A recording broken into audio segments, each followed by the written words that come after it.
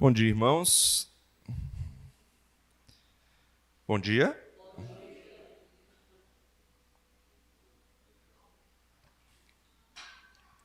É bom estar de volta depois de umas semaninhas de férias. Nós vamos, então, retornar da onde paramos, no nosso estudo da doutrina da Trindade. Estamos falando sobre o Espírito Santo. Já falamos bastante sobre Pentecostes. Já falamos bastante sobre o agir do Espírito Santo. Agora a gente vai falar, daqui para frente, algumas coisas que envolvem o agir dele em nossas vidas, e hoje a gente vai tratar desse tema aqui, regeneração e santificação. Regeneração e santificação. Só para a gente começar, vamos ler um texto. Vou pedir para todo mundo abrir, porque esse texto ele vai no início, no meio e no fim. Romanos 8, 29. Vamos abrir todo mundo lá? Romanos 8, 29. Até escrevi uma introdução ali, O maior propósito de Deus é honrar o seu filho. E como é que ele faz isso? Como é que Deus faz isso? Vamos ler todo mundo junto Romanos 8, 29? Todo mundo achou aí? Romanos capítulo 8, versículo 29. Vamos ler? 1, 2, 3 e... Porquanto aos que de antemão conheceu, também os predestinou para serem conformes à imagem de seu Filho, a fim de que ele seja o primogênito de muitos irmãos. Então, como é que Deus quer honrar o seu Filho? Como é que ele faz isso? Lendo esse versículo, quem arrisca aí? Como é que ele faz isso? O que ele está criando ao redor de Jesus aí? Como é que é? Pessoas à imagem dele. E ele diz que Jesus vai ser o quê? O primogênito de muitos irmãos. Então dá uma ideia, além disso, de o quê? De família. Então Deus, para honrar a Cristo, o propósito dele é trazer pessoas para serem parecidas com Cristo, mas para serem da sua família. Como é que o pai torna o filho primogênito entre muitos irmãos, então? Essa pergunta é importante. Como é que Deus faz isso? Se nós não temos nada a ver com Jesus no sentido de somos completamente pecadores e Cristo é perfeito e não tem nada disso. Como é que os pecadores, que por natureza são filhos da ira, a Bíblia diz isso lá em Efésios, tornam-se irmãos de Cristo, irmãos do Filho de Deus? Como é que ele faz isso? Então é isso que a gente vai olhar hoje, através de duas doutrinas bíblicas, Esse é o contexto da doutrina bíblica da regeneração. Então, a forma como Deus torna pecadores irmãos de Cristo é por meio da regeneração. Só que não só isso, e isso vai apontar para uma continuidade, que a gente chama de santificação. Então, a gente vai olhar as duas coisas hoje, regeneração e santificação. A gente vai ter uma parcela maior da aula da regeneração, e por fim a gente vai finalizar com a santificação. Então vamos começar com regeneração. O que é regeneração, gente? Não precisa ser nem no sentido espiritual, não. O que é regenerar? Renovar? Restaurar, boas palavras. Então, regeneração tem alguma coisa a ver com gerar de novo, ótimo. Com uma coisa nova, Uma coisa que estava de uma maneira antiga, ou talvez doente, ou talvez ruim, e agora vai ser renovada, vai ser restaurada, vai ser feita de novo. Importante. Guarda isso. O autor ele dá uma definição um pouco mais completa nesse sentido assim. Ser regenerado é participar da vida ressurreta, outra palavra aí com rei, que a gente já falou várias, Da vida ressurreta e do poder de Cristo e entrar em comunhão vital com Ele. O que ele está dizendo?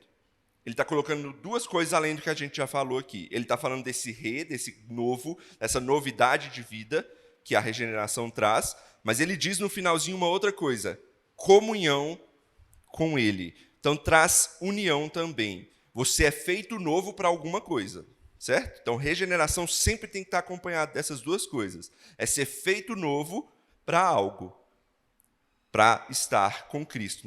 E foi exatamente isso que a gente leu em Romanos 8, 29, né? Para a gente ser feito à imagem dele e se tornar parte da sua família como irmãos dele. Então guardem isso, regeneração tem tudo a ver com isso. Vamos ler um texto que a gente vai tratar disso de uma maneira que a gente vai levar nessa primeira parte da aula. Alguém abre para nós em 2 Coríntios 5,17. É o que Paulo vai dar a definição dele. Quem abrir aí, 2 Coríntios 5,17.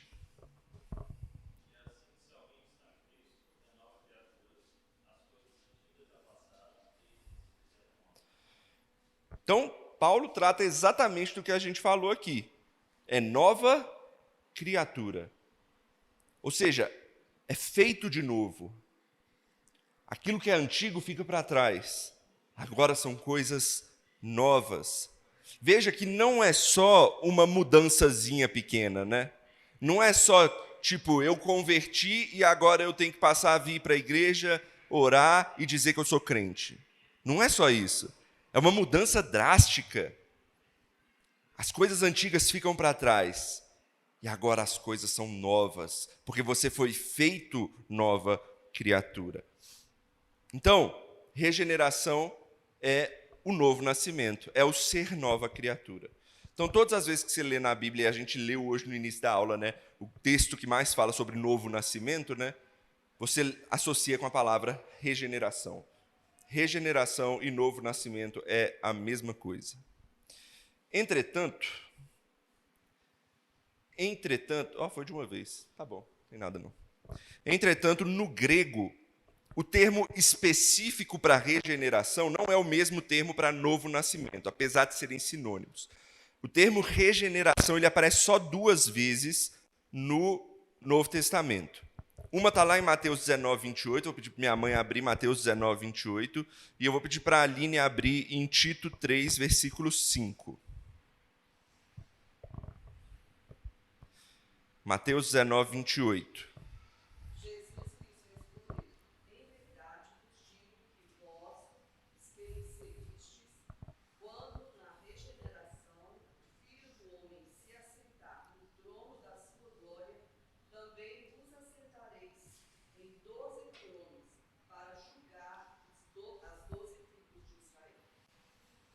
Então, aí a gente tem o uso da palavra regeneração no sentido de uma renovação de tudo.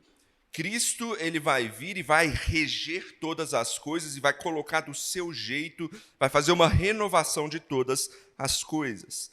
Tito 3,5 vai falar uma coisa semelhante em outro aspecto.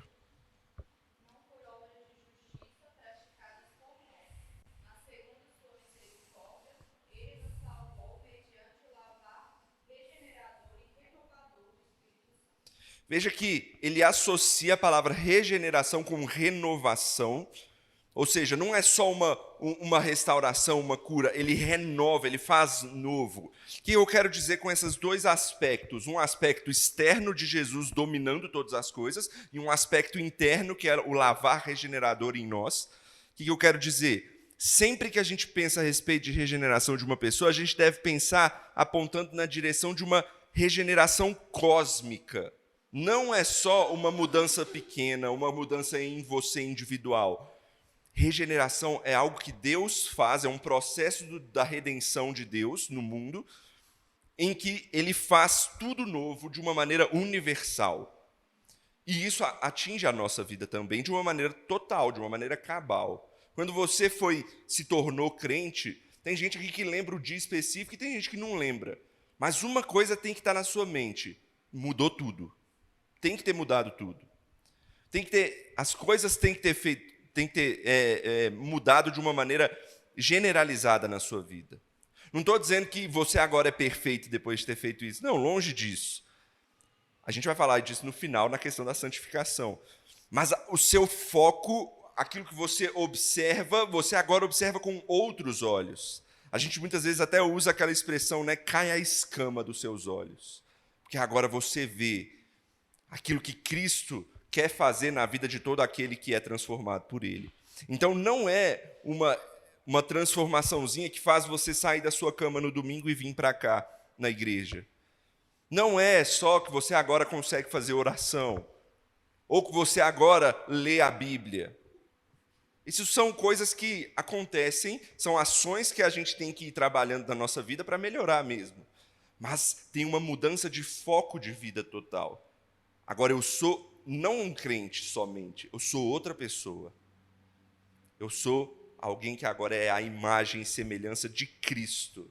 Não é só uma criatura que foi feita à imagem e semelhança de Deus, nesse sentido geral da palavra, mas alguém que foi feito para ser igual a Cristo.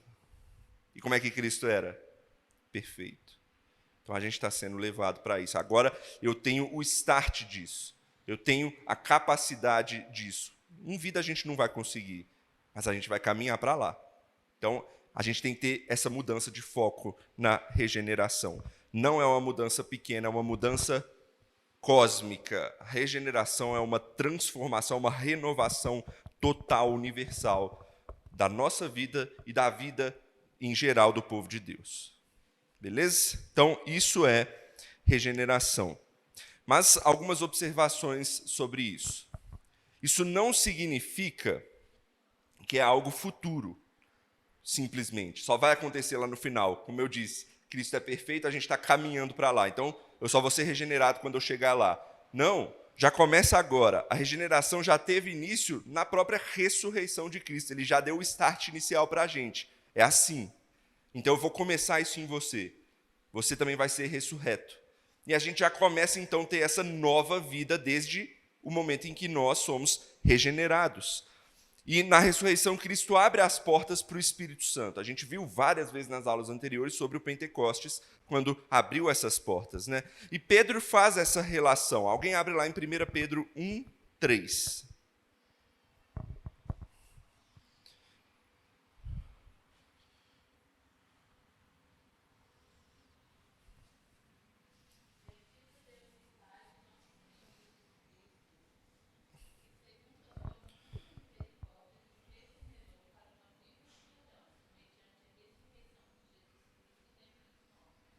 Olha só, ele está falando que ele nos regenerou para uma esperança de algo futuro. Mas ele não está falando que ele nos regenerará para esse futuro. Não, ele já fez isso. Mas para essa esperança que a gente vai ter completo no final. Mas isso já aconteceu. Ele já nos regenerou. Isso indica que o propósito último de Deus não é a regeneração individual de alguém, mas é a renovação de todas as coisas em Cristo Jesus, que foi o final do versículo que foi lido. Para sermos conformes à imagem de Cristo Jesus. Então é para sermos renovados em Cristo Jesus e todas as coisas de uma maneira geral em Cristo Jesus também.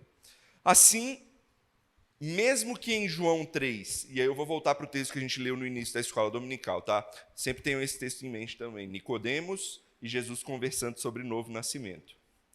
Então, mesmo que lá nesse capítulo de João 3 não apareça a palavra regeneração, ela é idêntica a novo nascimento. Tem tudo a ver, é sinônimo uma coisa da outra, tá? Que nos leva a dizer, então, que regeneração é completamente um novo começo. Então, isso é regeneração. Essa é a primeira coisa que a gente tinha que ver sobre regeneração. O que é regeneração? Novo nascimento, novo começo, ser feito nova criatura. Isso é regeneração. Alguma dúvida aí? Então vamos para a próxima parte. Eu sei o que é regeneração. Por que ela é necessária para mim? Eu preciso disso? A gente precisa responder essa pergunta. Jesus vai dizer isso lá em João 3. Vamos voltar lá para João 3.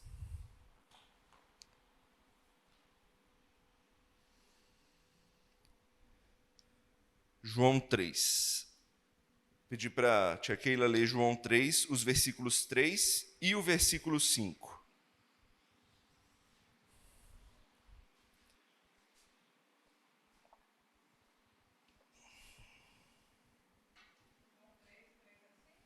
Isso. 3, pode ser 3 e 5.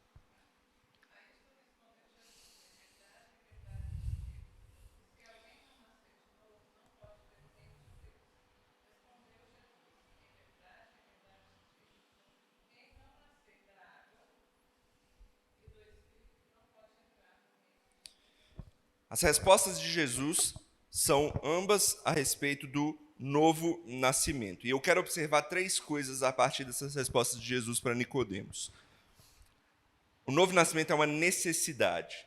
E a gente vai ver que ela é uma necessidade que é indispensável, ela é universal e ela é imutável ou permanente.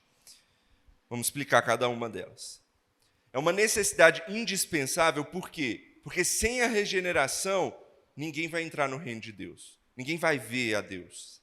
Sem a regeneração, você não obtém salvação.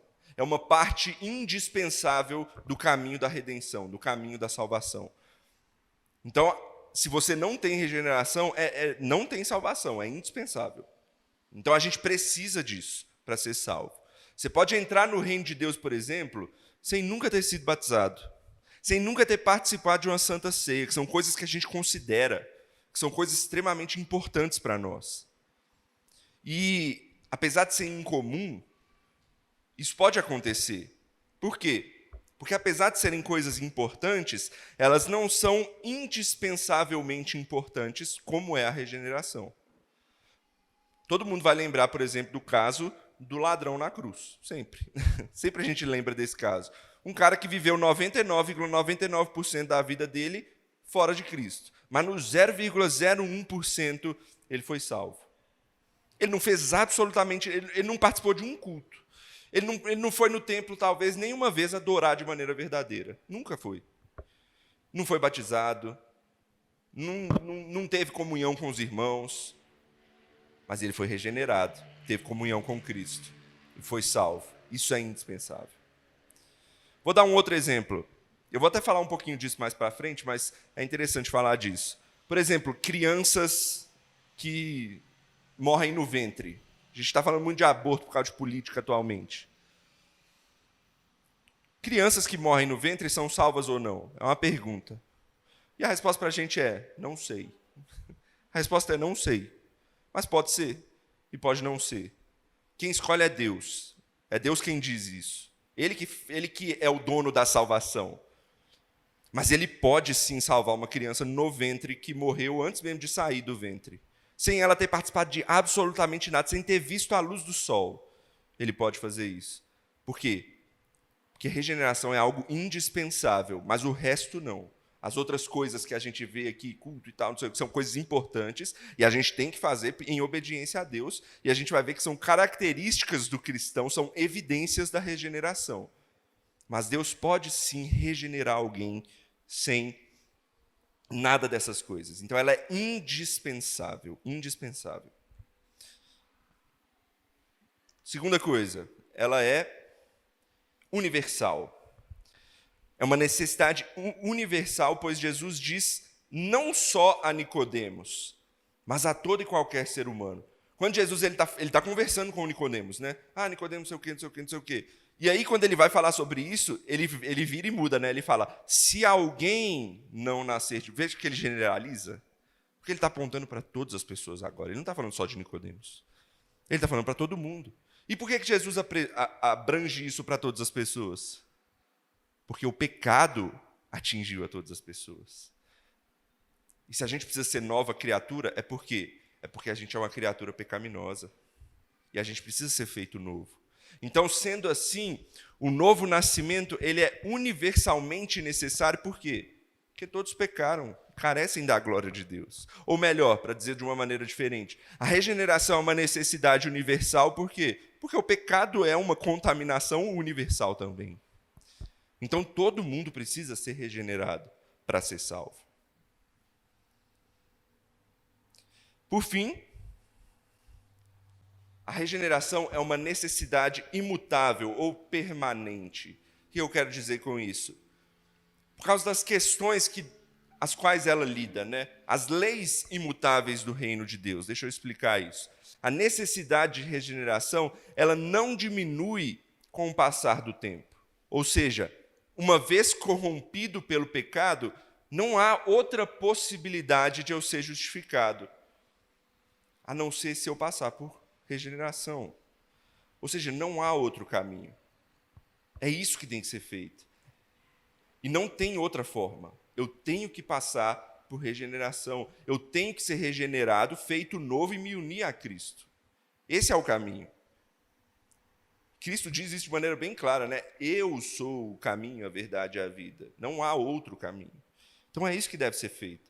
Por isso que é imutável, é permanente, é uma necessidade que existe, a gente tem que lidar com ela e a gente precisa dela. Por isso, a regeneração é uma transformação espiritual única e irreversível.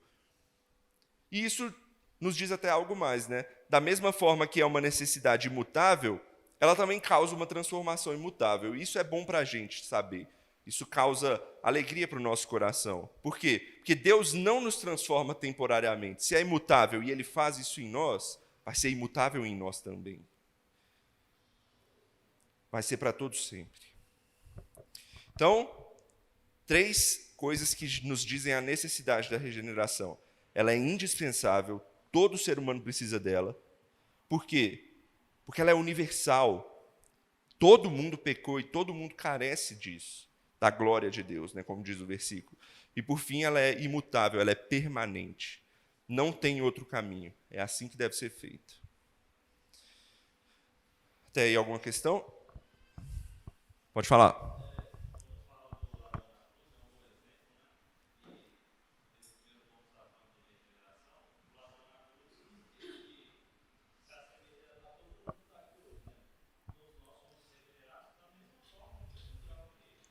Exato.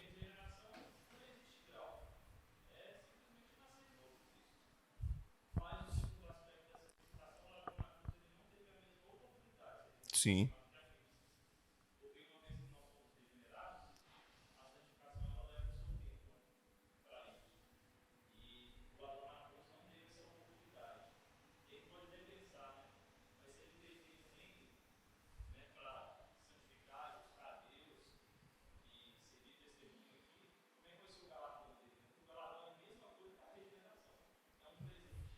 Exatamente.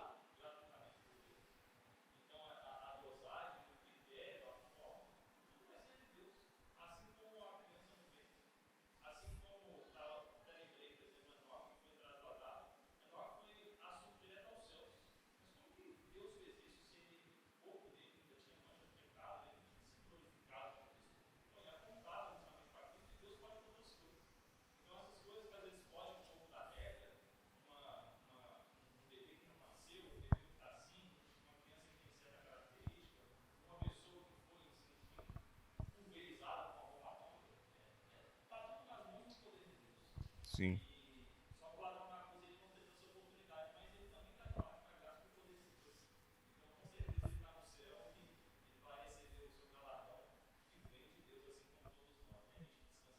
Exatamente. Pode falar.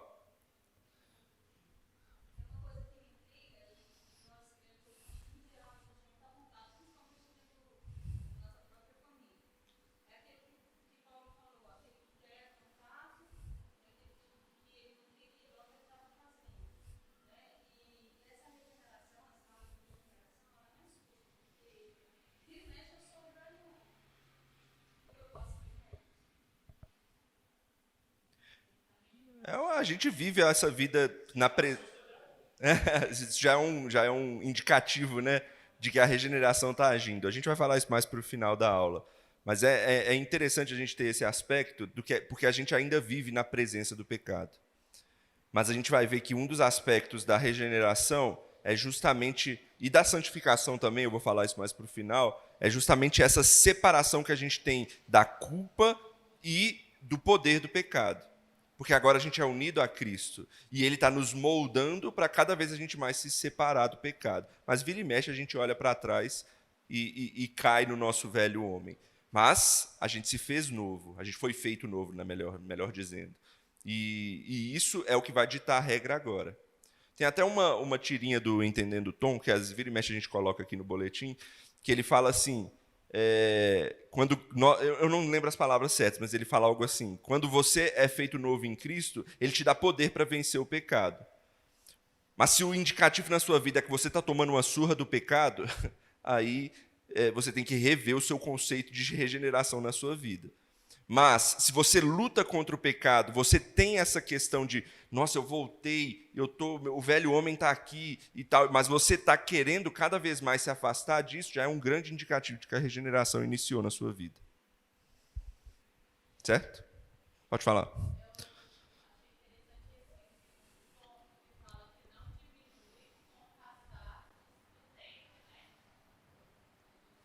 Era nesse aqui mesmo.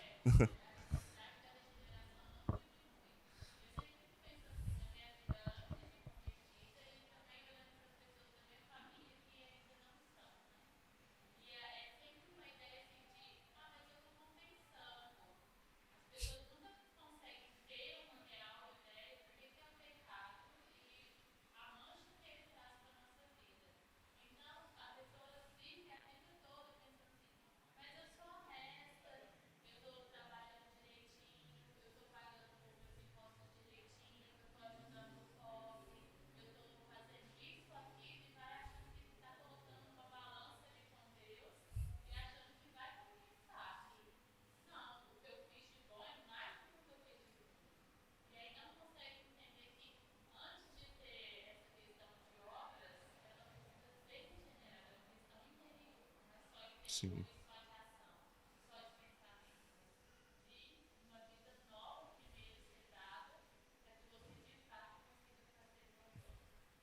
Ótimo. Então vamos seguir. Então a gente viu o que é regeneração, por que ela é necessária, e agora a gente vai ver como é que Deus faz isso. Como é que Deus regenera os pecadores? A primeira coisa que precisa ser dita é que Deus é soberano e ele detém para si apenas a execução da regeneração. Onde é que a gente vê isso? No próprio texto de João, com Jesus falando para Nicodemos. Alguém lê aí João 3,8. Pode ler ele todo, eu coloquei o azinho aí, porque eu vou usar 2 vezes esse versículo. Mas pode ler, João 3,8.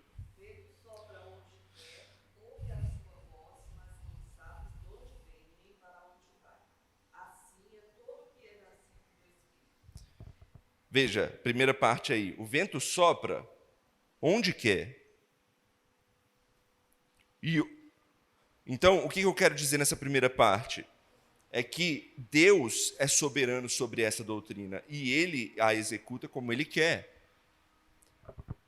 Além disso, esse verso mostra que se Deus quer regenerar, ele vai independente da pessoa também. Ele faz como ele quer.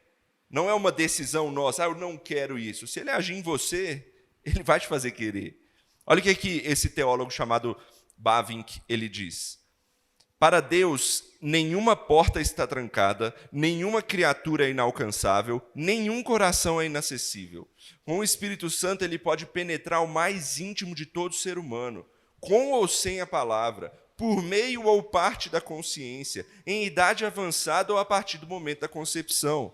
E aqui eu lembro das crianças mais uma vez, né? As crianças, por exemplo, já nascem em pecado sem mesmo saberem disso. Mas da mesma forma, se Deus quiser, elas podem ser regeneradas sem mesmo saber disso.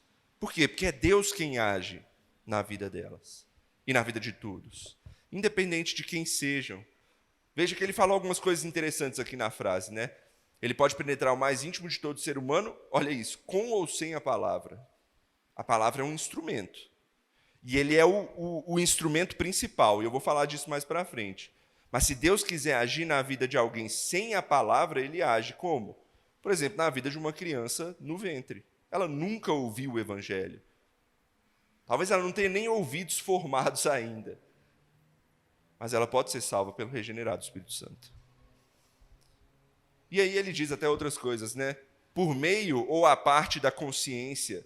Talvez ele esteja se lembrando daquelas pessoas que têm algum problema na cabeça, sabe? A pessoa não compreende, mas ela pode ser salva em Cristo Jesus, se Deus assim o quiser fazer.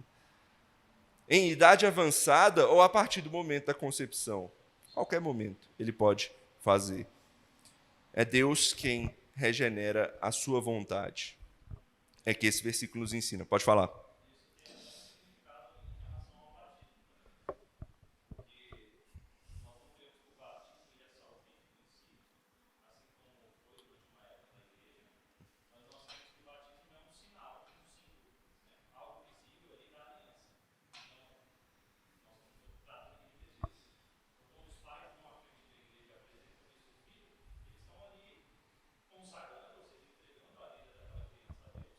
Uhum.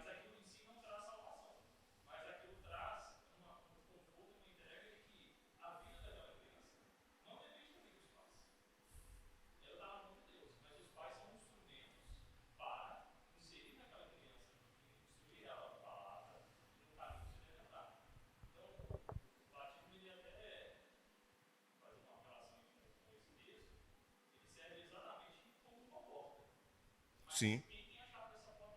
E nem só crianças, né? Uma pessoa mais velha que se batiza, não é esse ato que vai estar fazendo a salvação na vida dela, né? Mas lembrando mais uma vez, é essencial. Não é indispensável, mas é essencial. Então, a primeira coisa é isso, vem da soberania de Deus, é Ele quem executa. Em segundo lugar, o Espírito Santo opera de maneira inescrutável. O que eu quero dizer com isso? Olha, eu vou voltar no versículo 8. O vento sopra onde quer, ouves a sua voz, mas não sabes de onde vem, nem para onde vai. O que eu quero dizer com isso?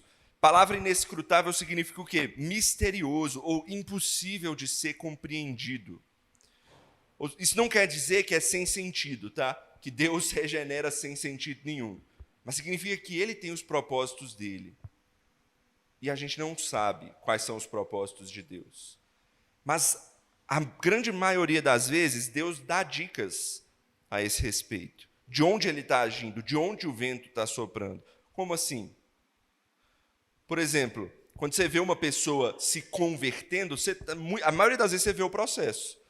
Você vê uma pessoa que se interessa, você vê uma pessoa que começa a sentir pesar pelos seus pecados, você vê uma pessoa que fala, eu preciso me arrepender, você vê uma pessoa que quer se aproximar. Isso são dicas que Deus está dando de, eu estou soprando aqui o meu espírito. A regeneração está vindo nessa pessoa. Então, é algo misterioso? É, mas a maioria das vezes Deus dá dicas. E isso indica, mais uma vez, que Deus faz a sua obra unicamente. Se Deus age quando e onde quer, significa que é algo que pertence a Ele. E isso é bom, tá? E isso é bom, porque se dependesse de nós, a gente estaria perdido. Olha o que o autor do livro diz. A menos que Deus, pela sua graça soberana, volte nosso coração da incredulidade para a fé e da inimizade para o amor, a gente jamais ofereceria a Deus essa fé e esse amor por nós mesmos. E isso quer dizer que se não fôssemos inteiramente passivos, a gente poderia reclamar com Deus parte da glória disso. E não é isso que a Bíblia diz para nós. A Bíblia diz que é Deus quem o faz, como Ele quer e onde Ele quer. E aí você pode ver sempre a pergunta, né? Então, se a gente é passivo, se é Deus quem faz, qual é o papel da pregação e do evangelismo? Para que serve fazer isso se é Deus quem transforma? Se é Deus quem vai lá e muda o coração da pessoa? Para que serve a gente estar aqui pregando para uma pessoa se não precisa essencialmente da palavra? Indispensavelmente da palavra, Deus pode ir lá e transformar a pessoa. Por que a gente está aqui pregando? Por que tem evangelismo? Primeiro, porque a pregação, em primeiro lugar, é um dever. Deus nos mandou fazer isso. Independente se tivesse ou não uma explicação, e tem, eu vou trazer, é uma obediência da parte dos servos de Deus a Deus. Ele nos manda isso. Está lá em Mateus 28, 18 a 20. Não precisa abrir lá, porque esse é o texto da grande comissão. Lembra quando Jesus fala? Ide por todo mundo, pregai o evangelho, fazei discípulos de todas as criaturas, batizai eles em nome de Jesus, do Pai, do Filho e do Espírito Santo. Então, é uma exigência, em primeiro lugar, de Deus que a gente faça isso. E a gente tem que obedecer. Mas não só por isso, né? A gente não obedece sem o racional. Deus, ele sempre dá um racional na maioria das coisas. E olha o que Deus fala, então, em segundo lugar. A Bíblia chama a pregação de instrumento para a fé. Vou pedir para a Mariana abrir lá em Romanos 10, 14 e 15. Romanos, capítulo 10, 14 e 15, para a gente entender essa parte.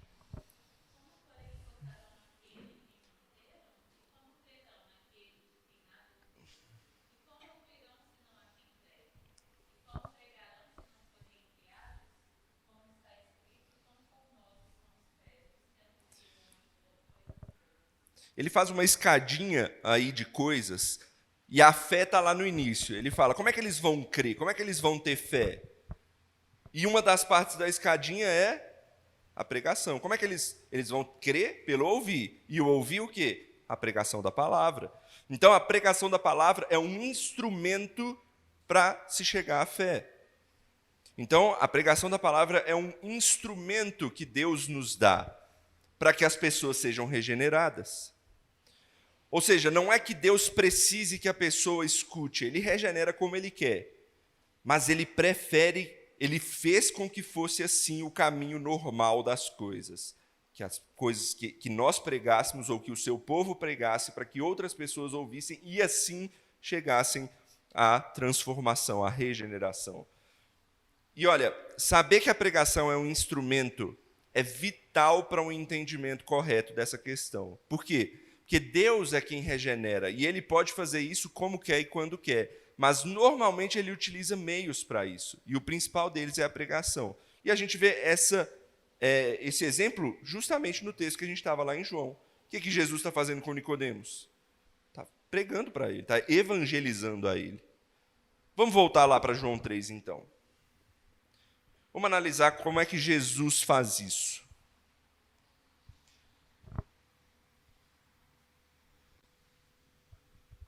Giovana, lê para a gente aí, 3, 1 e 2.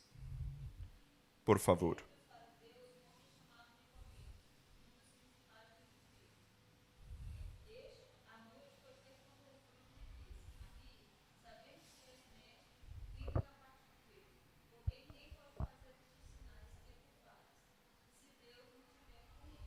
Beleza, até aí. Vamos pegar o contexto do que está acontecendo aí. Nicodemos, ele é um fariseu. E ele não é um qualquer não, tá? O texto diz que ele é um dos principais dos judeus, e lá no versículo 10 vai dizer que ele é um mestre. Ou seja, ele é alguém que conhece a palavra, que conhece as coisas, e ele é líder na frente aí daquele segmento dos judeus que são os fariseus. Entretanto, ele parece estar com problemas, porque ele vai até Jesus, e o texto ele diz que ele vai até Jesus num momento esquisito, né? À noite. Lembra que naquela época não tinha luz elétrica assim, a noite não é agitada, à noite a galera dorme.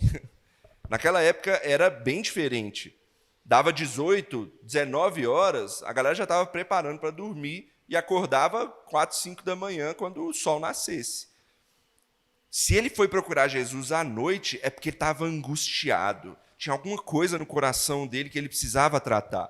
E veja que ele chega em Jesus, como foi lido, falando, Jesus, você é diferenciado, você faz coisas que ninguém faz. Por isso que eu vim até você. Tem alguma coisa que eu preciso que eu acho que você pode me dar. É mais ou menos isso, assim que Nicodemos chega para Jesus. E aí Jesus responde de maneira bem direta. Jesus ele não dá muito rodeio. A gente já leu o versículo 3, 4 e 5 aí. E ele não dá muito rodeio. Ele fala, Nicodemos, precisa nascer de novo. A resposta é essa. Você está angustiado? Para resolver as angústias do seu coração, você precisa nascer de novo. Jesus é direto em falar o que precisa. Você precisa ser regenerado.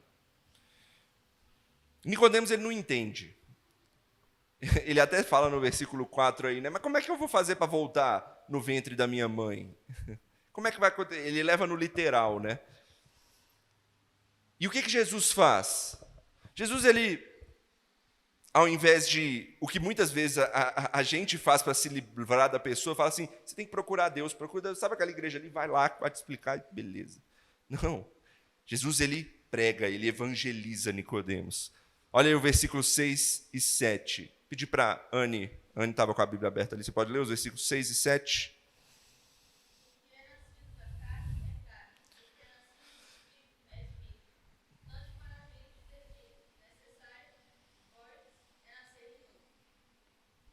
Então, Jesus diz a triste verdade da vida de Nicodemos e da vida de todo aquele que não é regenerado. Nicodemos, você é carne, você é carnal. Ou seja, você é pecador. E o que vem do pecador é pecado, ou seja, o que vem da carne é carne. Carne só produz carne. Jesus ele fala de uma linguagem aí um pouco enigmática, mas é mais ou menos isso que ele está dizendo. Ou seja, nossa natureza humana caída não nos deixa dar a nós mesmos um novo coração com fé em Cristo. Eu não consigo produzir algo espiritual porque eu sou carnal. Eu preciso ser feito de novo. Eu preciso ser transformado completamente. Lembra do conceito de regeneração? É completo, é cósmico, é universal. Minha vida vai ser completamente transformada. Eu não consigo, com as minhas características, gerar algo que não tem em mim. Eu preciso que algo venha de fora. É isso que Jesus está dizendo. Eu não consigo por mim mesmo me arrepender do meu pecado e amar a Deus. Percebe o que Jesus está fazendo então? Ele está tentando convencer Nicodemos do pecado dele em primeiro lugar. Jesus sabe que a gente só vai a Deus quando a gente estiver consciente da necessidade de um novo coração. Esse é o despertar da regeneração.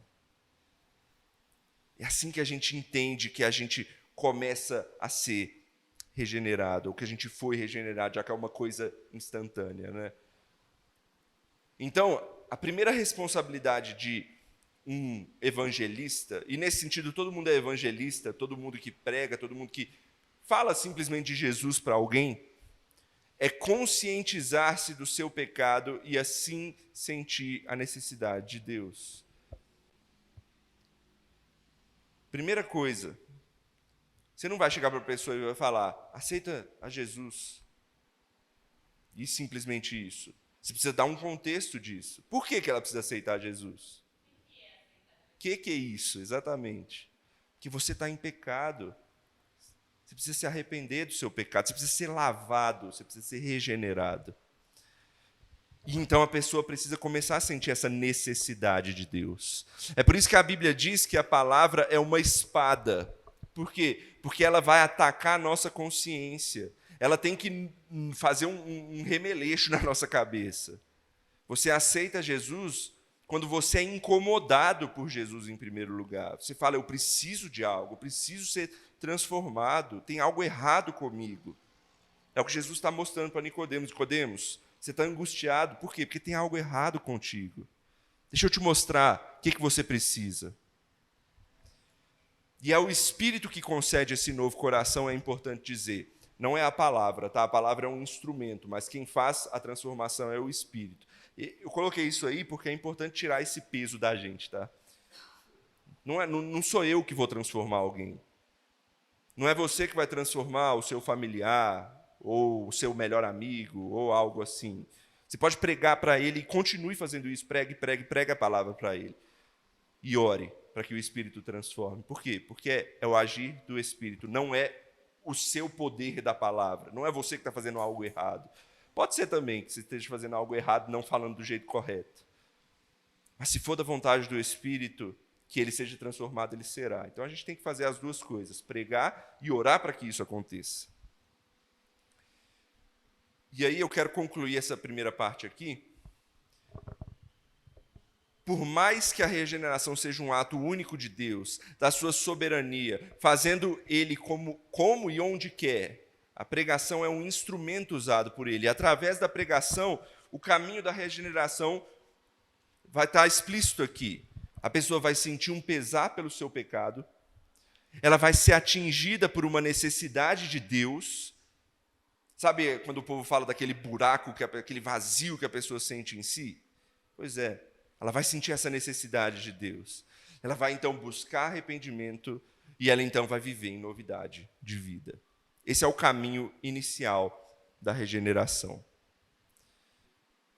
E pode ser que todas essas coisas aconteçam de uma vez só, tá? Pá. Você sente e já começa a buscar algo novo em novidade de vida. O que nos leva a perguntar, como é que eu sei que eu fui regenerado? Como é que eu sei que a regeneração se evidencia? De várias formas. Eu vou focar em duas, mas eu vou falar outras aqui. Como não vai dar tempo de abrir todos esses textos, eu vou só citar aqui, quem quiser anotar. Algumas coisas que se evidenciam aí na regeneração na sua vida. Se você é regenerado, você tem que ver isso na sua vida. O Espírito nos leva a clamar pelo Pai. Ou seja, se eu sinto necessidade de Deus, isso vai ser constante na minha vida. Eu sempre vou buscar a Deus. Porque eu sei agora que é Ele quem conduz todas as coisas. Então, se eu estou em um momento difícil, se eu estou passando por uma provação, um sofrimento, eu vou clamar a Deus. E esse versículo aí é aquele que diz que Ele nos dá a oportunidade agora de clamar a Abba Pai, né? Ele é o nosso Pai, então eu vou atrás dele. Isso é uma evidência da regeneração. Segundo, ele produz em nós semelhança com Cristo. Eu não sou perfeito, mas cada vez mais eu vou me aproximando de ser cada vez mais parecido com Cristo. Ele nos ajuda a mortificar o corpo de pecado. Ou seja, não é simplesmente se arrepender, é cada vez deixar mais o pecado para lá. Tem a ver com o que a Giovana falou antes, né? Às vezes eu olho para mim e eu estou mais parecido com um velho homem certo dia. Mas cada vez mais eu tenho que tentar jogar ele para lá. Ele vai tentar voltar e voltar e voltar, mas cada vez mais eu tenho que dar um passo. Um passo. Algumas pessoas dão mais passos do que outras. Mas todos têm que evidenciar isso na sua vida, se afastar cada vez mais do pecado. Isso é mortificar o corpo do pecado. Nos ajuda também nas fraquezas, em especial na oração. Esse é o texto que fala que a gente não sabe orar. Quando a gente está passando por algo e a gente não sabe orar e Deus não nos ouve. Não, mas quando nós somos regenerados, o Espírito nos ajuda e Ele intercede por nós com gemidos inexprimíveis. Então, Ele nos ajuda nas nossas fraquezas e a gente tem que sentir isso. Por mais que às vezes pareça que Deus está longe. A gente está vendo isso, inclusive, à noite no livro de Esther, né? No livro de Esther, Deus não aparece escrito, porque às vezes parece que Ele está longe mesmo. Parece com a gente, né? Às vezes a gente parece que Deus não está aqui. Ele não se manifesta de alguma forma ou de outra, visivelmente. Mas aquele que é regenerado sabe que Deus está, porque Ele age em nós internamente. Mas eu quero falar de duas coisas principais. Duas maneiras que a regeneração se evidencia. Primeiro, a nova vida no Espírito nos faz ansiar pela regeneração final no fim dos séculos. A gente já leu esse texto lá no início, que é quando Jesus fala que vai fazer nova todas as coisas e Ele vai reinar sobre todas as coisas. Então, quando somos regenerados nesse mundo, apenas iniciamos o processo de redenção. É um novo nascimento, mas a gente tem muito a crescer e se desenvolver aqui. Então, a regeneração é o primeiro passo. E já já a gente vai falar da próxima etapa.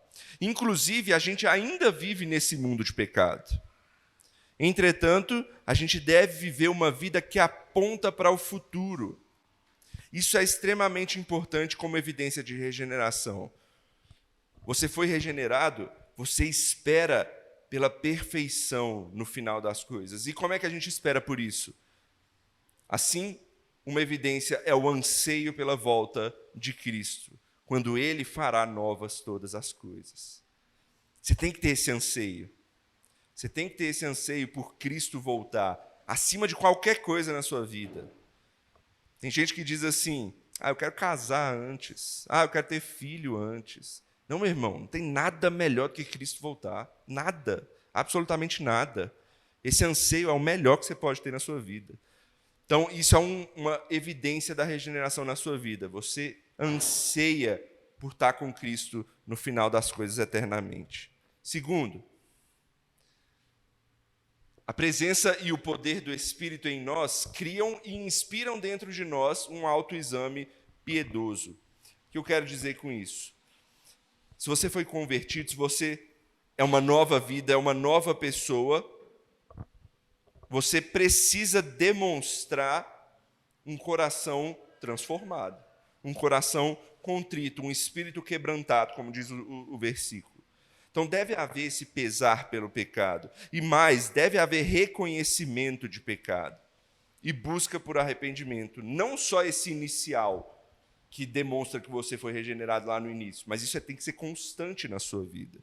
A gente deve se examinar constantemente. O Espírito Santo, ele não pode deixar de nos conceder tanto um coração que odeia o pecado, mas que também deseja a santidade. É uma coisa que se completa. Eu quero me arrepender, eu preciso me arrepender, Mas eu preciso fazer o seguinte do arrependimento, que é viver em novidade de vida. E isso vai nos levar ao próximo ponto. O que vem depois da regeneração? Isso nos leva ao próximo passo. Ele nos regenerou para o seu Filho e ele tem um propósito de nos fazer conforme a sua imagem. E aí a gente volta para o versículo do início, Romanos 8, 29. Que ele quer nos fazer a imagem e semelhança de seu Filho, para que ele seja o primogênito de todas os seus irmãos novos aí, né? Para que nós sejamos uma família juntamente com ele. Então, não podemos estar unidos a Cristo e não refletir de alguma maneira essa união na nossa vida. Se eu fui regenerado, eu tenho que começar a demonstrar que eu estou unido com Cristo. Quando Deus nos regenera, Ele imediatamente nos faz santos, ou seja, separados para Ele. E assim vai começar a santificação. Então, regeneração foi. Essa era a primeira coisa, regeneração. Mas ela vai continuar em santificação. Vamos ver isso agora. E, como eu disse, esse ponto vai ser bem mais rápido. Eu aprofundei na regeneração, mas a gente não vai entrar muito profundamente na santificação, porque ele vai ser tratado melhor em outras aulas. E aqui eu vou elencar algumas características da santificação para a gente entender hoje. Então vamos lá. Primeiro, santificação é um propósito estabelecido pelo Deus Trino. Eu não estou lendo os textos porque o meu tempo está acabando. Então eu estou pulando os textos aqui. Mas é um propósito proposto pelo Pai.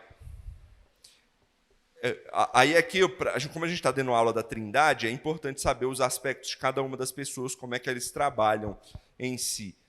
Pai, Filho e Espírito Santo. O Pai é aquele que propõe a regeneração. É dele que vem o plano, né, da redenção. Ele é como se fosse o administrador ali da redenção. Então, é ele que propõe a santificação na vida. E essa santificação, ela é executada, ou seja, ela é comprada pelo sangue de Cristo. O start da santificação na vida de alguém, assim como da regeneração, é a execução do plano de Cristo de redenção. Qual é? Ele derramando o seu sangue na cruz do Calvário para salvar cada um de nós. É Ele quem executa tudo isso. É Ele que vem ao mundo, é Ele que se encarna. Eu não vou entrar tanto nesse ponto, porque a gente está na parte do Espírito Santo, e a gente já falou muito sobre a pessoa do Filho há alguns meses atrás. Mas a cruz é vital para a santificação, isso é importante dizer. E, assim como é proposto pelo Pai, é executado pelo Filho, é o foco do ministério do Espírito Santo. E a gente está nessa etapa aqui. Todo aquele que foi regenerado e feito santo por Deus, quem conduz a nossa santificação agora é o Espírito Santo. Então, isso aqui é só para a gente mostrar como é que a Trindade executa a santificação. Segundo, o que é santificação? É um ato da graça de Deus antes de ser uma obra da graça de Deus. Deixa eu explicar isso é importante. A santificação, ela tem duas etapas. Uma etapa imediata e uma etapa que é constante, que ela continua. Deixa eu abrir nesse versículo que eu acho que é interessante falar isso, porque muitas vezes a gente não ouve a esse respeito. 1 Coríntios 6, versículo 11. Olha o que diz lá. Tais fostes alguns de vós, mas vós vos lavastes, mas fostes santificados, mas fostes justificados em o nome do Senhor Jesus Cristo e no Espírito do nosso Deus. Olha que interessante, a santificação está aparecendo antes da justificação aí nesse versículo. Por quê? Porque tem um aspecto da salvação que ela é imediato da santificação. A gente diz que a justificação, regeneração, são coisas que acontecem de uma vez. Quando você é salvo em Cristo Jesus, você é regenerado, seus pecados são perdoados, Cristo te faz justo diante de Deus, tudo isso é imediato. Inclusive, a gente nem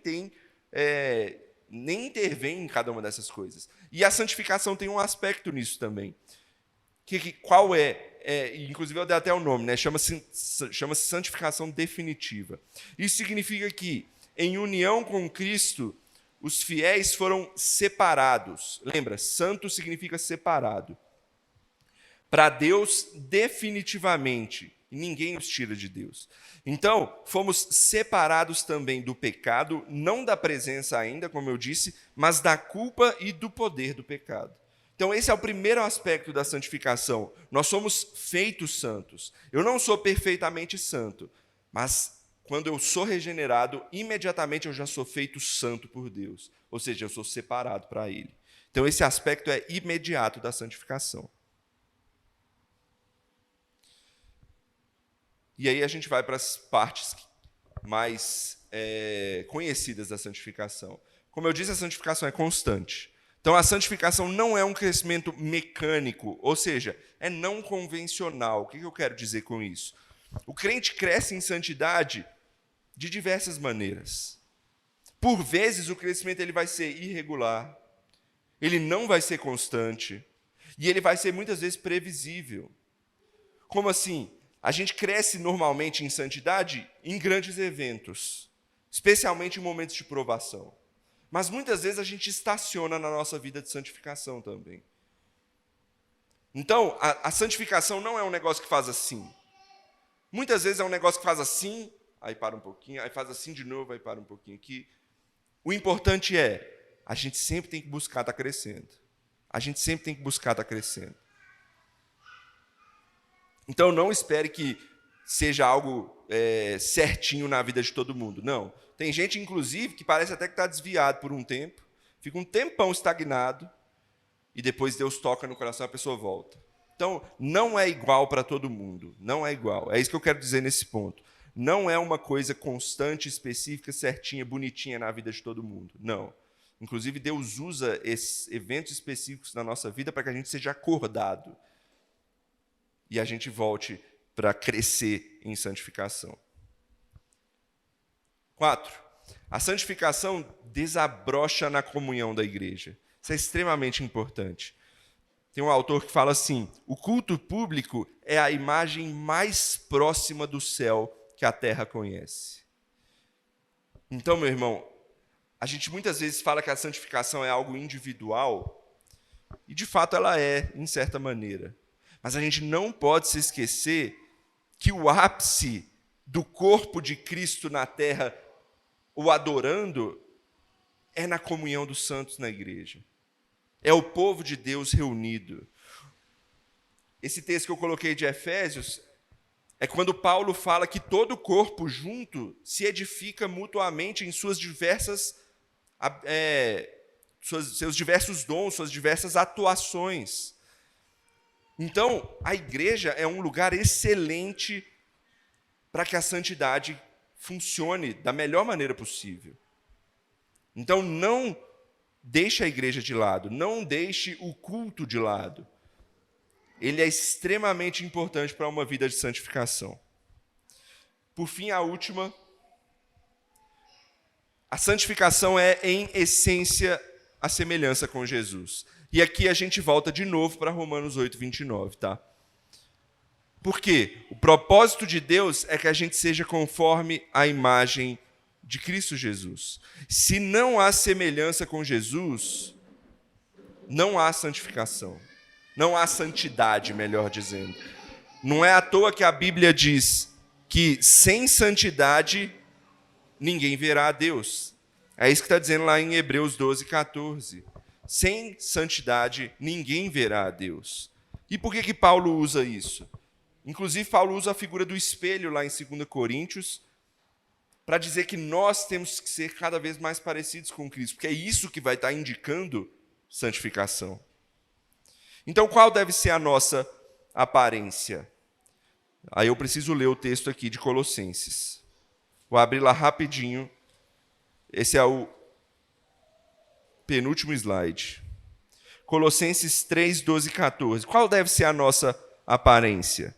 Revesti-vos, pois, como eleitos de Deus, santos e amados, de ternos afetos de misericórdia, de bondade, de humildade, de mansidão, de longanimidade. Suportai-vos uns aos outros, perdoai-vos mutuamente, caso alguém tenha motivo de queixa contra outro. Assim como o Senhor vos perdoou, assim também perdoai vós. Acima de tudo isso, porém, esteja o amor, que é o vínculo da perfeição. a gente tem que cada vez mais buscar ter essa aparência. Para concluir, a gente vive numa época de profunda decadência espiritual, inclusive nas igrejas, infelizmente. Graças a Deus, a gente tem exceções. Por isso, a razão da aula de hoje é simples. Eu dei um ensinamento que é dado em catecúmenos, ou seja, em doutrinas básicas. A gente aprende isso aqui em doutrinas básicas. E por que é importante a gente ensinar isso? Porque a gente deve fazer conforme Jeremias diz, lá em Jeremias 6,16, que ele fala que é quando Jeremias vira para o povo de Deus e fala: vocês devem voltar às veredas antigas e encontrar o bom caminho. A gente tem que fazer isso constantemente na nossa vida. E esse caminho não é bom porque ele é antigo, mas porque é o caminho revelado para a santidade e graça de Deus. Então a gente deve constantemente reaprender a direção do caminho, das doutrinas básicas. É bom a gente falar de coisas básicas da doutrina, do evangelho, porque isso vai nos ensinar aquilo que é o essencial. E isso tem que trazer para nós um questionamento. Eu sou um regenerado em Deus? Eu estou buscando a minha santificação em Cristo Jesus? Então que a gente saia da aula de hoje com esses questionamentos na nossa vida, lembrando que a regeneração é indispensável e a santificação é o caminho que vai nos levar a vir ao Senhor e entrar no reino dos céus. Vamos orar? Senhor, obrigado, Pai, por essa aula. Obrigado porque o Senhor tem nos abençoado, cuidado do seu povo. Obrigado pelas nossas crianças que retornaram e também tiveram a aula delas. Que o Senhor possa fazer com que essa igreja cresça em santidade, para que sejamos santos como o Senhor é, como o Senhor nos pede. E nos ajude nessa caminhada, nesse mundo, é o que nós pedimos no nome de Jesus. Amém.